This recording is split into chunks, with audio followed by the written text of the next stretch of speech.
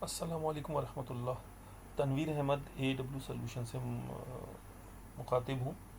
आज की जो मेरी वीडियो है वो डॉक्यूमेंट्स के हवाले से है। अक्सर लोग बोलते हैं कि इनकम टैक्स रिटर्न्स के लिए क्या डॉक्यूमेंट्स चाहिए।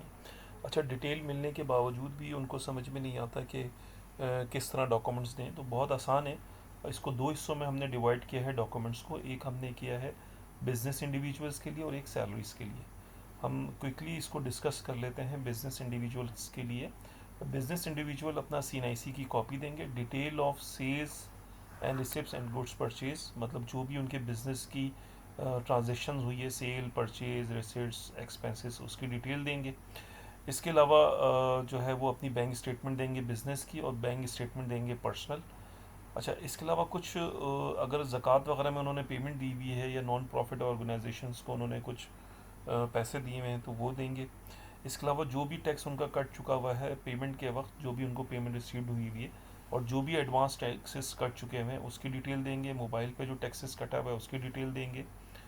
और इसके अलावा प्रॉफिट एंड डेट पे जो टैक्स कटा हुआ है वो सारी डिटेल देंगे। इसके अलावा जो भी उनके नाम पे एसेट्स वगैरह हैं और उसमें कोई चेंजिंग हुई है उसकी डिटेल देंगे। और इस तरीके से उसके लिए हमने एक एनेक्जर ए दिया हुआ है जिसके लिए आप वो फिल कर सकते हैं। तो ये छोटी छोटी डॉक्यूमेंट्स हैं, डिटेल इसके अंदर लिखा हुआ है, उसके मुताबिक आप डॉक्यूमेंट्स जमा कराएं तो आपका रिटर्न अच्छा फाइल हो जाएगा।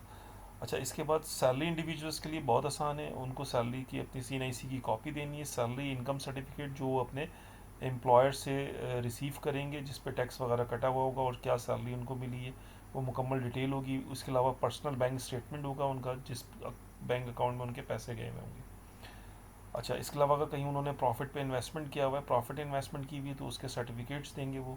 इसके अलावा अगर उनका GP फंड में और प्रोविडेंट फंड में कोई कंट्रीब्यूशन है तो उसकी डिटेल देंगे। विद होल्डिंग टैक्स जो उनका कट चुका हुआ है सैलरी के ऊपर, इसके अलावा मोबाइल के ऊपर या कैश विड्रॉल पे, खैर अब ख़त्म हो गया हुआ है। और इसके अलावा उन्होंने अगर व्हीकल के ऊपर कोई टैक्स दिया हुआ है तो वो टैक्स की डिटेल देंगे। दूसरा पोर्शन वही वेल्थ का होता है, अगर वेल्थ में कोई चेंजिंग है तो वो वेल्थ की डिटेल देंगे।